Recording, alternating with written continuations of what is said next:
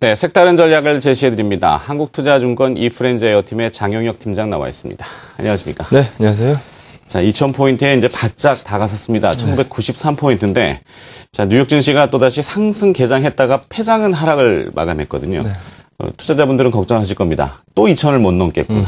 그러니까 맛있는 맛집에 줄을 섰는데 재료 다 떨어졌다고 하면 얼마나 허망하겠습니까? 뭐 적절한 비유신 것 같아요. 코스피 어떻게 보십니까? 우선 어제 제가 이제 한경에서 밤방송을 했는데 그때 뭐 100포인트 정도 오르고 있었죠. 근데 미국 증시가 네, 아침에 눈 떠서 보니까 방향이 바뀌었더라고요. 우선 그 내용서부터 한번 얘기를 해보도록 하겠습니다. 분명히 왜 연설에 나가서 우리나라 시간으로 어제 11시 정도 됐었습니다. 너무 이른 긴축은 리스크를 수반한다 라는 부분으로 얘기를 했고 부양 의지를 지속 강조해 줬습니다. 상승폭이 늘어났죠. 여기까지는 뭐 큰 문제 없습니다. 근데 다음에 질의응답 시간에서 조금 코멘트가 이상하게 나갔거든요.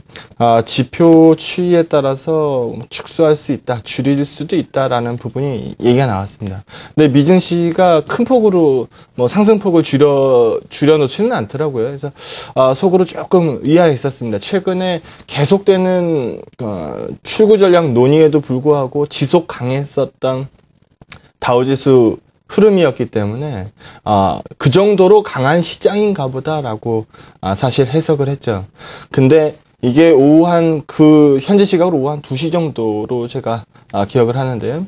뭐 FOMC 의사록 발표에서 이제 뉘앙스를 조금 안 좋게 받아들인 것 같습니다. 12명의 위원이 있습니다. 연준 내에는 12명의 위원이 있는데요. 그 중에서 4명 또는 5명 요 정도가 QE 축소에 대해서 얘기하고 있는 것으로 의사록이 발표가 됐습니다. 정확한 숫자는 발표하지 않았지만 표현에 의하면은 한 4-5명 정도 되는 것 같다라고 추정을 하고 있는 상황인데요. 이런 부분이 나오면은 이제까지 소위 말해서 돈의 힘으로 올랐었던 유동성 장세의 힘이 다소 좀 꺾이지 않겠느냐라는 우려감들이 상당 부분 많이 나온 것 같고, 갑자기 이제까지 돈을 풀었었던 분위기에서 어느 날 갑자기 중단시킬 수는 없습니다. 준비하는 과정이 필요한 거고 한 3개월에서 4개월 정도 걸린다라고 보면은 조만간에 몇 개월 후에 QE에서는 FOMC에서는 실제로 양을 줄여낼 가능성이 있다라고 보는 입장이 되는 것 같습니다. 버냉키입에서 당장 줄이겠습니다. 뭐 당장 중단하겠습니다. 이런 식의 표현은 나올 가능성이 거의 없기 때문에 이제까지 시장이 안도하고 있었지만 이제 남아있는 시간이 몇 달 안 됐을 수도 있다라는 부분을 걱정하다 보니까 장중 고점 대비 저점 하락폭이 굉장히 컸던 거죠. 차트 한번 보고 얘기 이어가도록 하겠습니다. 중앙은행의 대체대조표입니다. 보게 되면은 큰 이견 없으실 거예요. 상당 부분 늘어나는 흐름이었고 이 흐름이 다소 좀 약해졌었고 좀 줄다가 최근에 다시 머리를 들었죠. 일본이나 유럽 쪽에서 발벗고 도와주기 때문입니다. 그런데 문제는 이제 미국 입장에서는 슬슬 발을 빼야 되는 시점이 왔다라는 거고, 그 시점이 조만간이 될 수도 있다라는 우려감이 작용한 상황이라고 보시면 될 것 같아요. 그렇게 되다 보니까 달러 인덱스가 강세로 오릅니다. 이거 어제 제가 장 끝나고 캡처했던 겁니다. 그때만 해도 83.8달러 정도 수준에서 거래되고 있었습니다. 어제 달러 인덱스 마감 근처 가격 보니까 84.25달러더라고요. 지난번에 작년에 우리가 지수 저점 찍었을 때 7월 25일으로 제가 기억을 하는데 그 당시에 달러 인덱스 고점 레벨이 약 84달러 정도 됩니다. 지금 그 자리에 머물고 있는 상황인 거거든요. 예전처럼 이 자리에서 달러 인덱스가 안정을 취해준다라고 하면은 지수가 한 번 더 슈팅을 보일 가능성도 있습니다. 하지만 이 부분에서 뚫려서 가는 흐름이면은 다소 시장에서 우려할 수도 있지 않겠느냐. 어제 여기환율도 굉장히 큰 폭으로 올랐던데 그 부분에 대해서 다소 좀 리스키할 수 있다라는 부분을 말씀드려야 될 것 같습니다. 엔저 같은 경우에도 마찬가지입니다.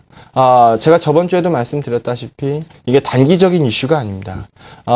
지금 달러 인덱스가 저렇게 강세로 흘러버리면 엔화 같은 경우에는 추가적으로 약세 흐름이 나올 가능성이 있다라는 건데요. 지금 2000년 이후에 엔화의 장기 평균치를 보게 되면은 105엔 정도 됩니다. 많이 왔죠. 많이 왔기 때문에 전일의 자동차 반등이나 이런 것들에서 느끼실 수 있는 것처럼 엔화 때문에 고생했던 종목들이 이제 슬슬 돌아 나오기 시작을 합니다. 이런 부분들에 대한 우려는 점점 감소하고 있다라는 거죠. 디커플링 강도가 상당 부분 걱정이 됐었는데 디커플링이 뭐 때문에 그랬습니까? 엔저도 내용이 있었고 근데 엔저가 이런 식이면은 더 맞을 부분은 크지 않다라고 보는 거고요. 뱅가드 매도물이 뭐 한 80% 진행됐다라고 하던데 이 부분도 남아있는 부분은 20%밖에 안 되지 않습니까? 그래서 이런 부분들 매물대가 뭐 2,000포인트대에 몰려있다 이런 부분들이 있는데 그 정도로 우리 국내 증시가 상당 부분 소화했을 수도 있습니다. 엔저 얘기 조금 더 해보죠.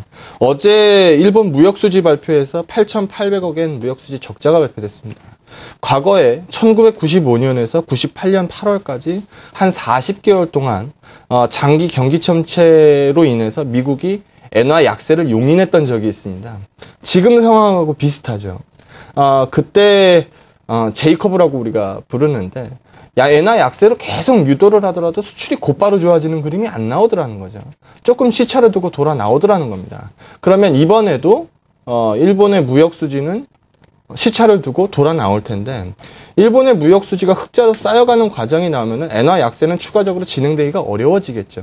그런 부분들까지 감안해서 보면 지금 103엔 정도 와 있는데 우리가 뭐 혹자들은 120엔 뭐 이렇게 넘게 부르시는 분들 있는 것 같은데 거기까지 너무 과하게 우려하는 것보다는 QE 부분이 계속 논란이 있었음에도 시장이 지키려는 힘이 강했고 어제 같은 경우에 단기적으로 우려감이 몇 개월밖에 안 남았을 수도 있겠구나라고 하면서 좀 쏠린 경향이 있습니다만 이게 만약에 다시 또 회복되는 분위기로 간다라고 하면 이제까지 우리가 시장에 눌렸었던 요인 엔화도 마찬가지겠고 뱅가드 매도물도 마찬가지겠고 이런 부분들은 벌써 상당 부분 진행되고 남아있는 부분이 별로 없지 않느냐. 그러면 눌려있던 흐름에서 추가적인 상승 흐름도 배제할 수는 없다. 전일 미국 증시 흐름 때문에 오늘 좀 눌려있겠죠. 네. 하지만 이런 부분에 대해서 시장이 끝났다. 뭐 올 만큼 왔구나. 이런 식의 표현은 조금 부족하지 않느냐라고 생각이 좀 듭니다. 네.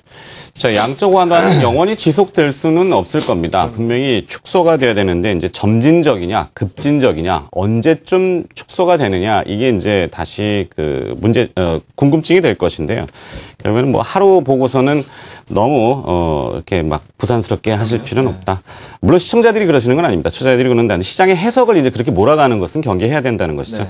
자, 코스피와 코스닥의 전략을 좀 나눠서 봐야 될 것 같고요. 네. 그다음에 기업들은 요즘 또 나름 달라요, 시장하고. 그것도 함께 묶어서 이야기 좀 들려주시죠. 제가 한 2, 3주 된 것 같아요. 거래소 쪽으로 이제 상대적인 강도를 옮겨서 말씀을 드렸던 게 차트 보면서 얘기를 이어가도록 하겠습니다. 거래소 차트입니다. 거래소 차트 보시면 뭐 우리 투자자분들 일봉은 많이 보실 거예요. 일봉은 많이 보실 텐데 밑에 보조 지표들은 잘 안 보시는 분들도 꽤 있습니다. 제가 오늘 보조 지표 2개랑 섞어서 말씀을 드립니다. 지수가 저점 찍고 돌아 나오는 과정에서 ADR 지표가 상승세를 계속 보이는 과정을 보실 수 있습니다. 이 과정에서 RSI 상대 강도 지수가 계속 높아졌어요. 이게 의미하는 바가 뭐냐는 거죠. 시장에서 상승 종목 수가 늘어나기 시작했고 상승하는 종목들의 상승 강도가 세졌다는 얘기입니다. 반면에 코스닥 시장 한번 보죠. 코스닥은 추이 자체가 워낙 좋아서 한 번에 부러질 가능성은 별로 없습니다. 보시는 것처럼 ADR 지표가 매우 솟구쳐 올라갔었던 타이밍이 있었어요. RSI도 상당 부분 개선세가 나왔습니다. 근데 ADR 지표가 과열권으로 조금 이어가는 과정이 있을 때 상대 강도는 먼저 빠지기 시작했거든요.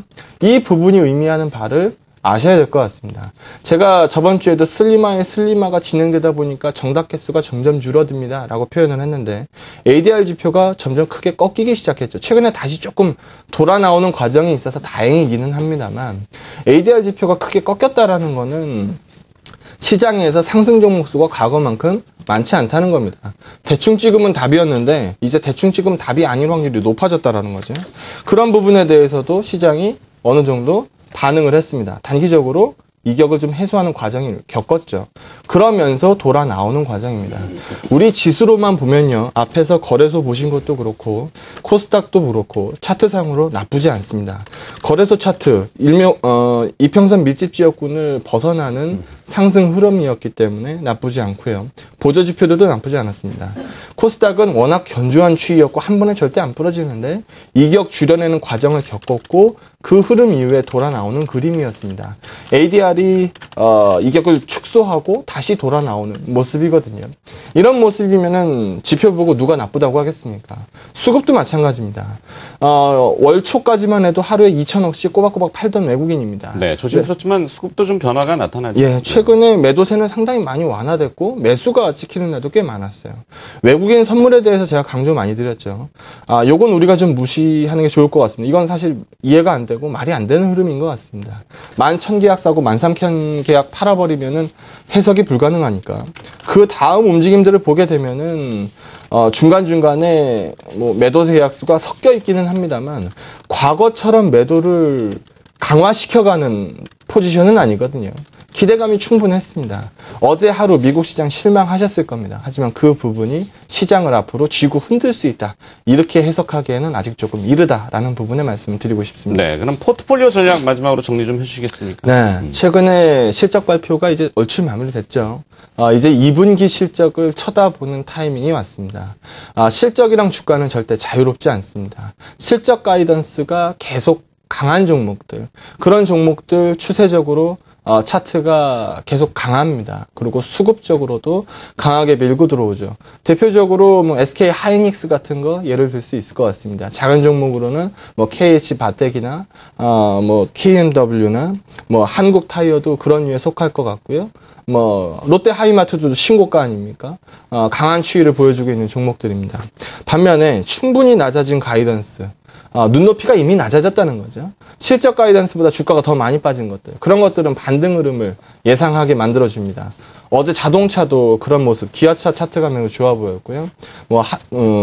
자동차 부품주들, 어제 SL 같은 거 최장기 저항선 뚫고 3일째 상승세 늘려가는 모습이었습니다. 최근에 LG화학 그 수급 보셨는지 모르겠는데 연일 양매수입니다. 그런 종목들 계속 강했거나 안 그러면 밑에서 강하게 돌아 나올 수 있는 종목군들 위주로 관심을 갖는 게 나아 보입니다. 무리할 타이밍은 아니고요. 조금 릴렉스 하시면서 시장 분위기에 맞춰서 포지션 유지하시면 될 것 같습니다. 네, 장기 소외주 실적이 그래도 이제는 바닥 찍고 좀 돌 수 있는 더 이상 소외되기도 어려운 뭐 이런 주식들은 오히려 지수하고 큰 연관성 짓기보다는 조금 별개로 분리해서 전략을 세우시면 좋겠다라고 해주셨습니다.